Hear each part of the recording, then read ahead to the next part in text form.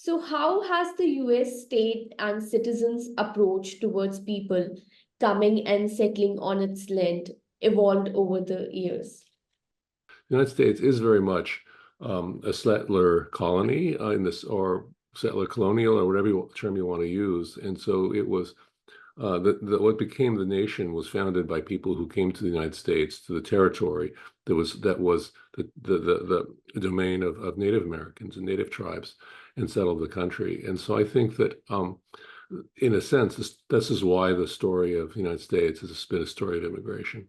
And so this is heavily racially determined. Much of immigration to the United States has been controlled on the basis of race, explicitly until 1965.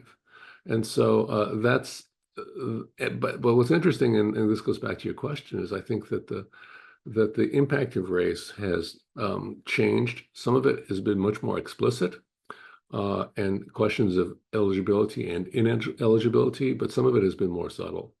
And so race is a major element that defines the approach to people coming and settling, as you ask about. The search for labor, for workers, has very much defined American history of immigration. It changed some of the calculus for who would do the work, who would do the dirty work, the dangerous work, the backbreaking work. And immigrants were often turned to do this work. And so a lot of what you're asking about, which is the approach to people coming and settling, has been defined by who would do the work and under what circumstances people would be invited in to do the work that was felt to be needed by the economy and by employers and corporations. And the last thing I'll mention is maybe the most subtle, but I think it's the source of a lot of current political controversy in this generation, in these decades, and that is the role of law. Much of migration to the United States was not limited by law.